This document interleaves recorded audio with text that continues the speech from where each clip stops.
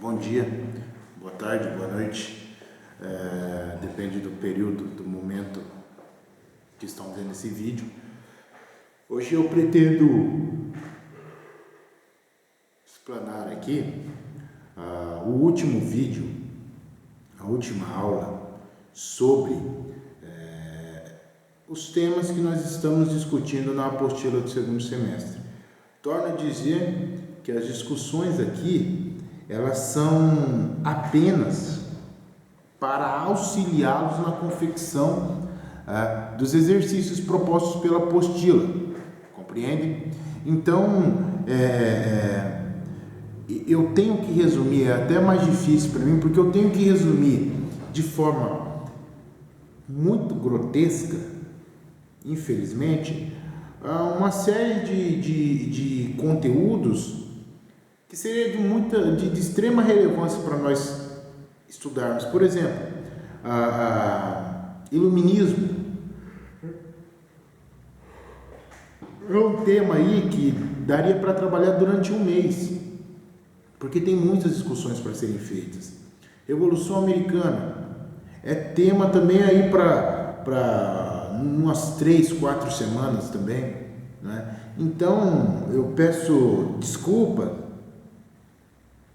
pelo resumo, muito resumido, mais redundante, mas infelizmente é esse o padrão, que é essa agilidade que o Estado pede, é esse o padrão que nós estamos conseguindo chegar. É até mais difícil para mim resumir esses conteúdos, porque são temas extremamente interessantes. Mas enfim, na aula passada eu até tinha me exaltado um pouco, porque eu estava falando ali sobre o iluminismo e bandeiras do iluminismo, né?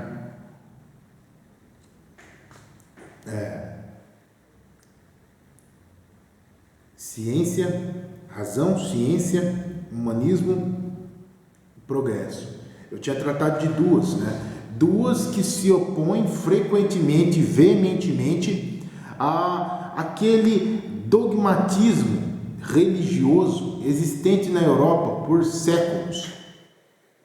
São pessoas que estão propondo agora que as discussões, principalmente as públicas, as discussões públicas, sejam tratadas de forma racional e de forma científica. Eu não posso publicamente defender opiniões desconexas da realidade científica, da realidade racional, porque a fé não necessariamente é uma oposição entre fé e razão, mas a fé é a crença naquilo, geralmente de fides, latim, fé, fidelidade, mas enfim, eu não vou tratar disso. Vejam os outros vídeos que eu gravei para o 8º ano. Eu creio que eu toco nesse assunto com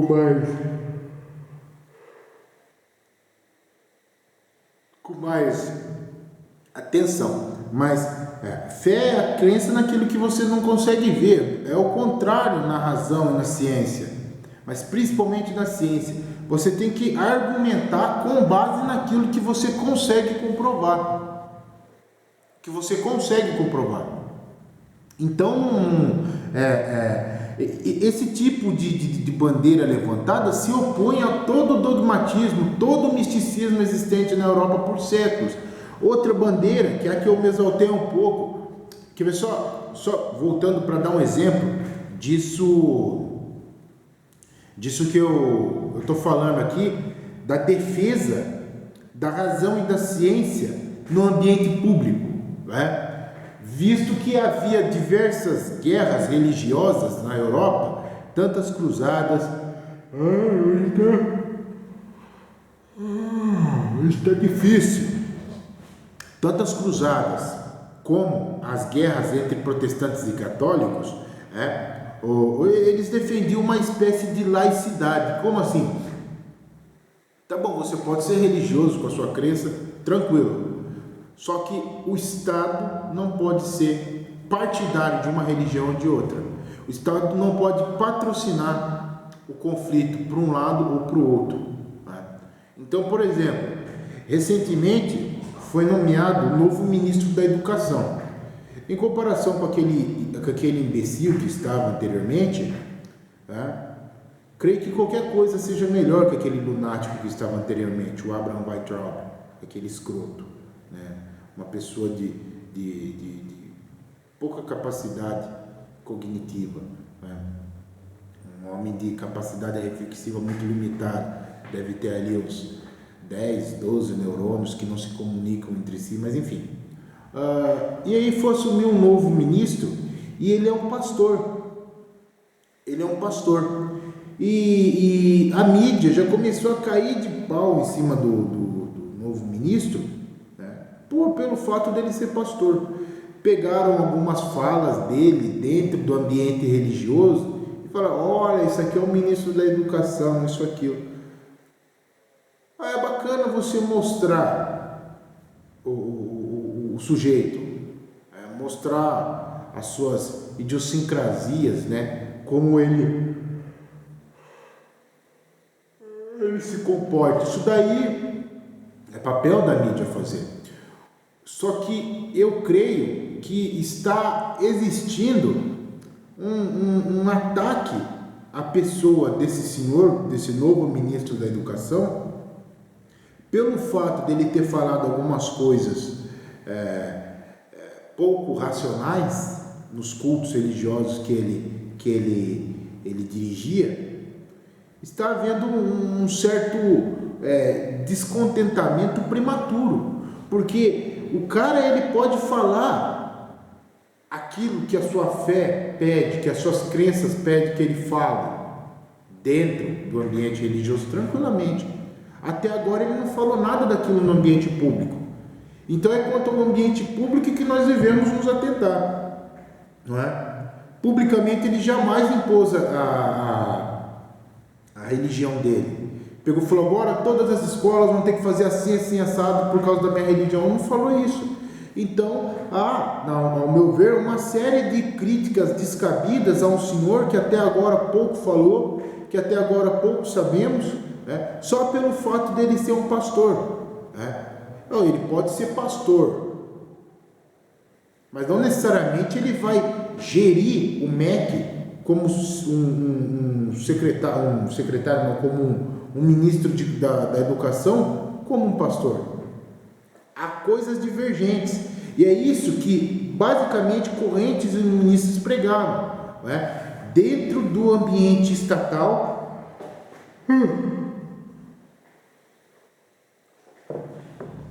dentro do ambiente de Estado, apenas a laicidade deve, o Estado não pode tomar parte de conflitos religiosos, né? E o que deve orientar, nortear o Estado? Razão e ciência. Fora isso, vem o outro elemento do iluminismo, que é o que eu me exaltei na aula passada e que eu acho dos mais interessantes, o humanismo. Antes, na Europa, da Idade Média, né? Tendo em mente que a Idade Média nós estamos falando de 1000 anos, estou falando de forma muito genérica, né? Existia julgamentos públicos e execuções em praça pública. Os sujeitos eram julgados e condenados em praça pública, e eram coisas tenebrosas. Você tinha tortura, tem os equipamentos de tortura medieval, tortura, você tinha a prisão por suspeitas descabidas, né? E as execuções, elas eram das mais horripilantes possíveis, né? Eu estou estudando, tem um livro do George Moyes e tem um outro, a história do suicídio no Ocidente e no Oriente, que eu estou estudando a história do suicídio, e anteriormente, né, o que eles chamavam não era suicídio. O termo suicídio ele foi criado ali por volta de 1700, quando há um aumento, né, drástico das taxas de suicídio na Europa, pelo menos documentadas. Anteriormente não existia suicídio, ou se existia, bastante. Eles não falavam suicídio, eles falavam a morte de si mesmo. Tá? Então, por exemplo, ninguém tem o direito, segundo a tradição, ninguém tem o direito de arrancar a vida, aquela parte a gente sempre fala 10 mandamentos, mas quando você lê a Bíblia não tem nenhum numerado lá, né? Os 10, mandamento 1, mandamento 1 não tem nenhum. Né? É o que você deduz, lendo o texto sagrado, você deduz que há alguns mandamentos, né? E o mandamento não matarás serve não só para você matar um terceiro ou um segundo, mas também para não se matar. O não matarás é para você não matar o outro e também para não matar a si mesmo. Então, em alguns casos, era melhor até você matar um outro sujeito do que se matar. Por quê, professor? Isso mudava com relação a posições, a localidades da Europa. Cada localidade tinha sua especificidade. Mas o que era muito comum? O cara se suicidou, você leva ele para a cadeia. Eu até trouxe um caso aqui nos vídeos do 8º ano, né? Você leva o cara para a cadeia, conduz um processo legista, testemunhas. Se for comprovado que o sujeito tirou a própria vida, ele vai ser enforcado em praça pública. Ele já está morto, ele vai ser de novo enforcado em praça pública, de novo, né? Se o ato do suicídio se consumou por meio da forca, mas o cara será enforcado. Depois de ser enforcado, ele vai ter os seus pés amarrados a uma carroça, com o seu rosto virado para baixo, para o chão, e vai ser arrastado em praça pública, para que fique como exemplo para os demais. Outra forma de suicídio é você enforcava o sujeito e você deixava o corpo lá, em alguma árvore na entrada da cidade, para que apodrecesse. Olha que loucura! Então, o humanismo, ele vem como um tipo de pensamento para se opor a estas manifestações grotescas de exposição à dor humana. Vem se opondo a esse tipo truculento de julgamento, a esse tipo grotesco e violento de execução de pena. Então, qual é isso? Já você vem desde lá do Emmanuel Kant, não é? Você tem a defesa do homem por ser homem. É diferente um pouquinho da concepção desenvolvida no período medieval, que é o que? Principalmente ali nos primórdios da igreja. Você tem aqueles que merecem respeito, que são os crentes, e aqueles que merecem escárnio, que são os descrentes. São aqueles que não seguem os princípios religiosos cristãos. Então, esses merecem respeito. Aqueles que rompem, que não creem, que são de religiões distintas, ou que não seguem as ordens de Cristo, não serão contemplados pelo bem-estar. Eles merecem um total desprezo. Então, por exemplo, quando um suicida rompe, ele decide se opor àquela regra do não matarás, se matando, eles cometiam esse ato atroz, esse ato truculento, esse ato selvagem, como punição ao cadáver já morto. É evidente se é cadáver, mas imagine a família vendo aquele horror. Era muito frequente também na Europa, Inglaterra, muito, principalmente a Inglaterra, mas em toda a Europa, açoitamento em praça pública. Ou, por exemplo, você prendia, se fosse menino, você prendia a orelha de uma criança num palanque em praça pública, e ali você deixava, a turma passava e via o menino lá com a orelha presa porque ele roubou. E para tirar dele dali, professor, ele tinha que sair. Como? Rasgando a própria orelha. Então esse tipo de selvageria cometida por um longo período na Europa é o tipo de conduta que o humanismo do iluminismo visa se opor. Tratar do bem-estar do homem, por ser ser humano, e não por causa da sua crença ou por causa da sua cultura. Outra, as mulheres, por exemplo, em alguns lugares da Europa, principalmente ali na Portugal, Espanha, tem relatos disso. A mulher que fosse pega traindo o marido, ela era presa dentro de uma gaiola dentro de casa, ou fora de casa, e era alimentada como se fosse um animal. Esse tipo de conduta são condutas que o humanismo iluminista visa se opor. Você defende o homem por ser homem. Você defende o bem-estar humano, do ser humano, por ser humano, não por causa da sua crença, não por causa da sua cor, não por causa da sua cultura, não por causa da sua nacionalidade. É por ser homem. E o cara que rouba, professor? Então eles estão dizendo que os bandidos não devem ser punidos, não. Dentro desse humanismo, você tem alguns princípios do homem. O direito à vida é um deles. A oposição à tortura é outro. Então, por exemplo, se eu pego o sujeito, por mais vil que seja, que tenha cometido um crime horrendo, ele deve ter pelo menos direito à vida, a existir. Mas ele matou outra pessoa.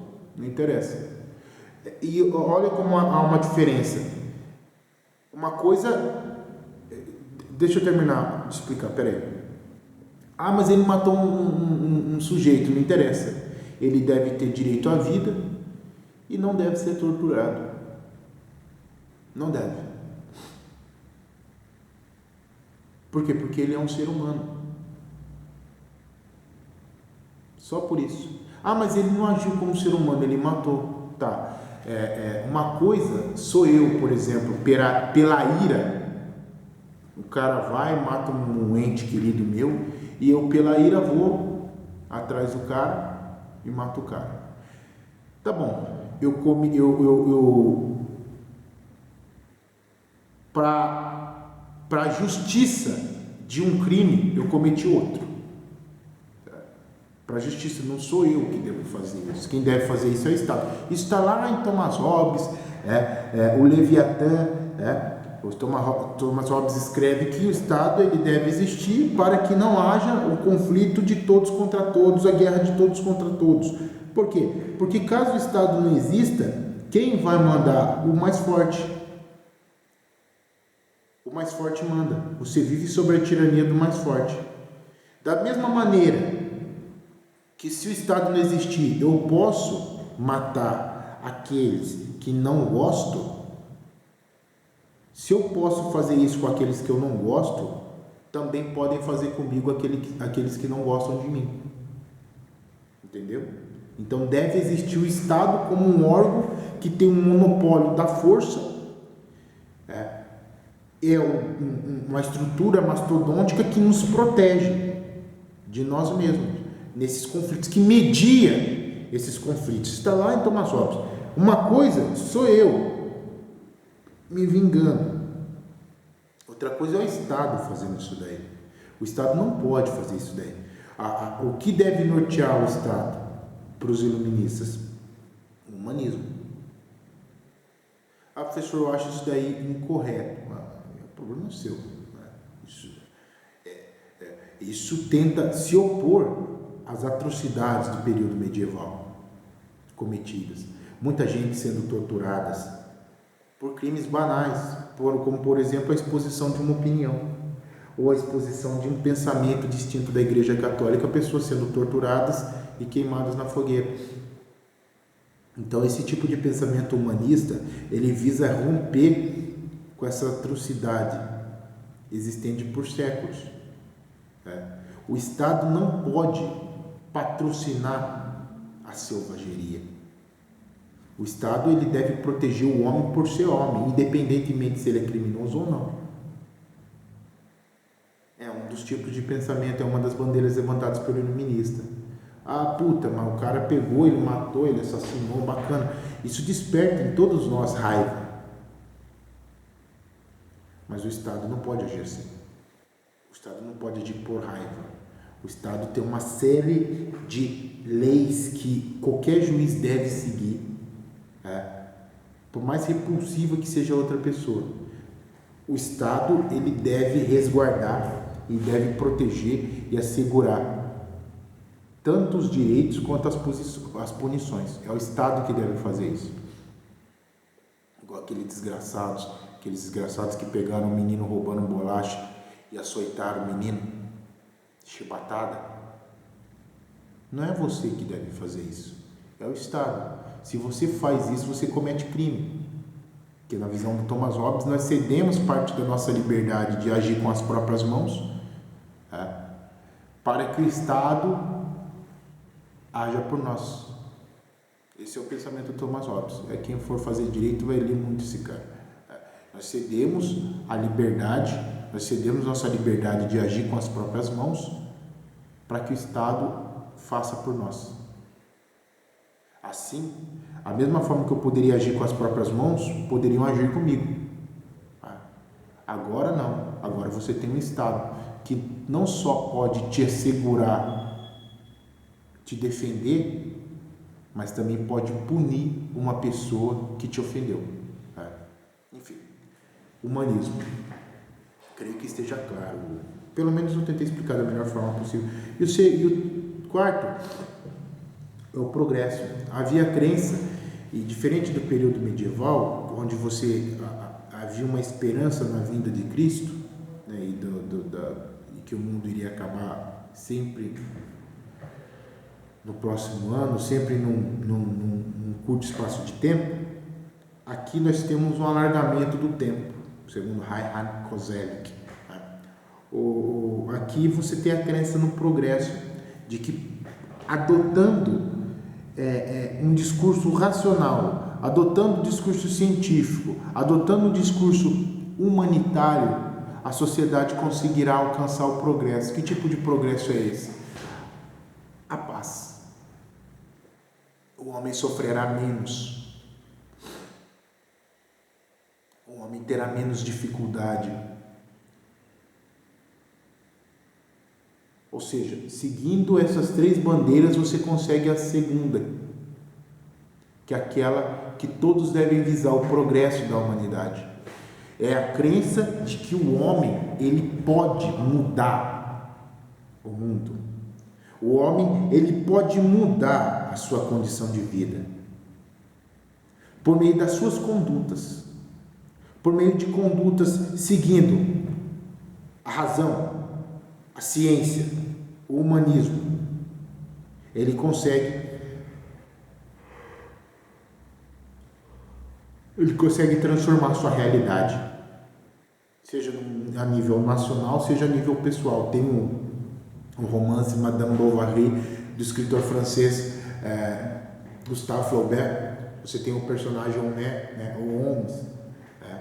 Ele é o cara que triunfa no final do romance.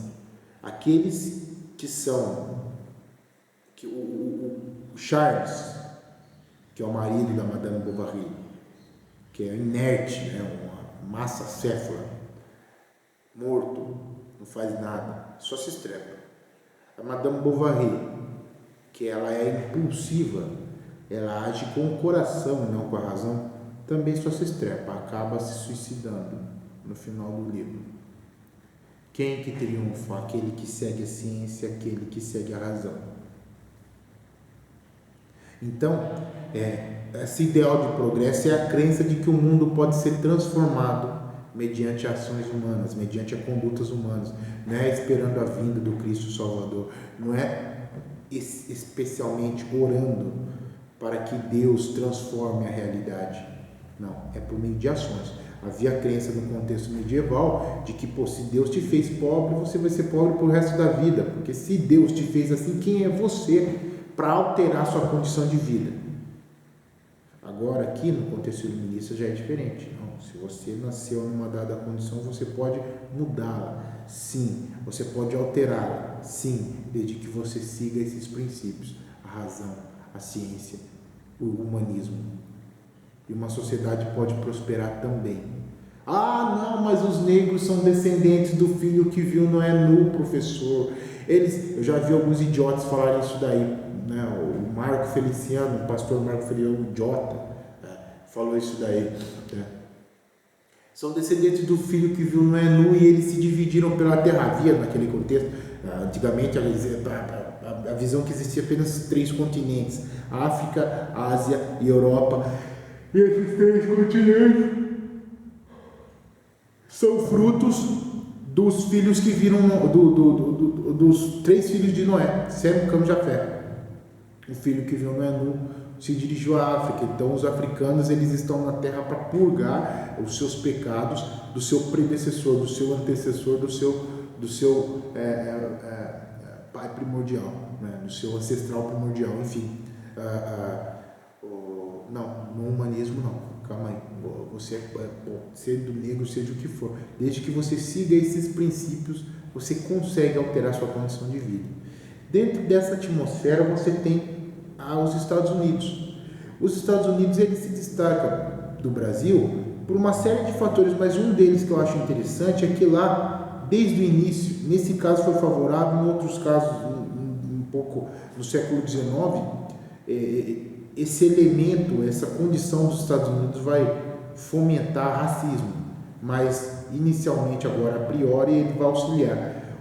Os Estados Unidos, desde muito cedo, diferente dos católicos, que você tinha uma elite intelectual, a maioria protestante que foi para os Estados Unidos, eles eram obrigados a ler e escrever, por causa que eles tinham que ler a Bíblia. Tem que ler a Bíblia. Então, desde muito cedo, nos Estados Unidos, ali nas 13 colônias, você tem uma atividade intelectual mais intensa que a do Brasil aqui. Ah, professor, aqui só tinha negro. Não, você tinha uma elite intelectual aqui no Brasil. Só que nos Estados Unidos você tinha um número maior de pessoas que sabiam ler, sabiam escrever, que tinham contato às teorias mais recentes da Europa. As teorias Montesquieu, Voltaire, Thomas Hobbes, John Locke. Você tinha uma elite com maior contato com esses. A elite nossa aqui política, ela era grotesca aqui no Brasil. Você tinha um ou outro intelectual, mas majoritariamente eram burros, sim, analfabetos. Nos Estados Unidos já não. Por serem protestantes, você tem ali grande parte sendo estes, como é que eu posso dizer? Protestantes, eles liam. Nos Estados Unidos você tem desde muito cedo uma universidade. Você tem uma não, você tem as universidades, não é? Então, isso vai favorecer para que eles tenham contato de forma mais intensa com os ideais iluministas. Nós tivemos também, Minas Gerais, como é que é o nome, rapaz? Intentona, eu estou com intentona na cabeça. Puta, me fugiu o episódio com Tiradentes. Me fugiu da memória agora, mas você tem aqui inúmeras revoltas motivadas por ideais iluministas, mas muito pouco se comparado aos Estados Unidos. Então você tem a Inglaterra ela sai da Guerra dos 7 Anos com a França, né, endividada. Qual foi o meio da Inglaterra para melhorar a sua economia? Quebrada, após os excessivos gastos com guerra. Ela ganhou a guerra, hein? Mas gastou bastante. Ela aumenta os impostos. E ela aumenta os impostos e tenta cercar, ela tenta exercer maior poder sobre as colônias. Coisa que até então a Inglaterra não exercia. Por quê? Porque a Inglaterra ela tinha passado por uma série de revoltas, guerras religiosas dentro da Inglaterra. Ela tinha passado por uma guerra civil. Depois ela se envolve em uma série de conflitos com a França. Então a Inglaterra ela não teve grandes oportunidades de focar os seus esforços nas suas colônias. Então os colonos norte-americanos eles sempre viveram com uma relativa liberdade, diferente da colônia aqui portuguesa, Brasil, né? Que também tinha como burlar, tinha tráfico, tinha como burlar as leis, mas havia uma vigilância constante. Inconfidência Mineira, acabei de lembrar aqui, Inconfidência Mineira, mas enfim, o episódio envolvendo Tiradentes, uma revolta movida por ideais republicanos iluministas. Mas enfim, então, quando a Inglaterra começa a querer aumentar os impostos, você tem a lei, se eu não me engano, a lei do chá, você tem outras legislações que visam aumentar os impostos sobre os colonos americanos. Esses colonos que sempre não, né, que viviam até então sem grande interferência da coroa, agora começam a ver a presença da coroa cada vez mais constante no seu cotidiano. Então eles começam a se opor a isso.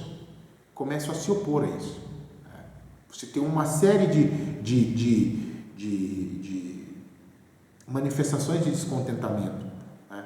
Você tem uma reunião não é na Califórnia, perdão, nem tinha Califórnia nesse período ainda. Você tinha uma série de reuniões ali na Filadélfia, né? Onde eles mandam uma carta para o rei George III, se eu não me engano, né? No qual o rei recusa, né, os pedidos dos colonos.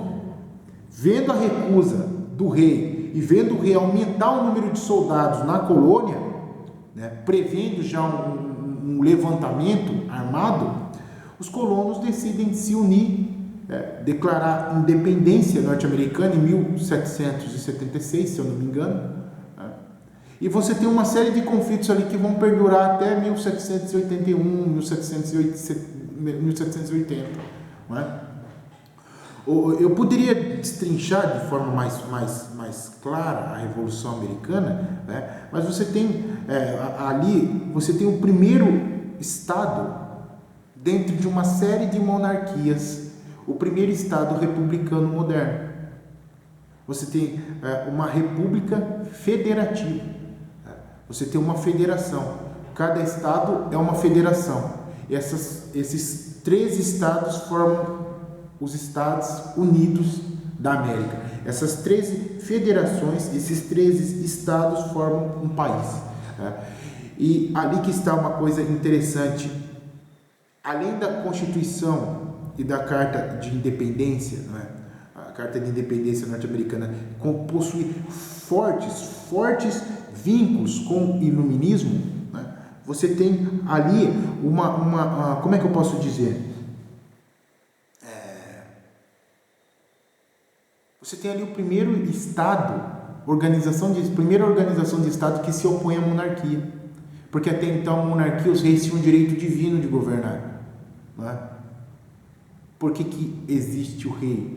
Porque, segundo Thomas Hobbes, porque nós precisamos dele, do Leviatã, né? Mas para algumas outras, para visões religiosas, o rei ele existe porque Deus quer. E quem é você para mudar isso? Depois de uma série de acontecimentos na Europa, onde você vê sucessivos levantes contra o poder religioso e contra o poder monárquico, principalmente na Inglaterra, você vê agora o primeiro Estado republicano que não tem um rei. Você tem governantes eleitos pelo povo. A elite norte-americana, que uma das principais, daquele contexto histórico, é uma das principais, um dos principais motores da Revolução Americana, mas não só, você teve uma grande adesão popular, né? Ela é muito diferente da nossa aqui. A nossa aqui você tinha um pacto colonial, né? Onde a coroa portuguesa comprava tudo, então a nossa elite ela já tinha até um mercado dado, não tinha concorrência, nada. Era muito frequente você ter grandes fazendeiros aqui, majoritariamente burros, no sentido de ser serem pouco adeptos ao conhecimento, diferente dos Estados Unidos. Lá todos eram inteligentes, nós não.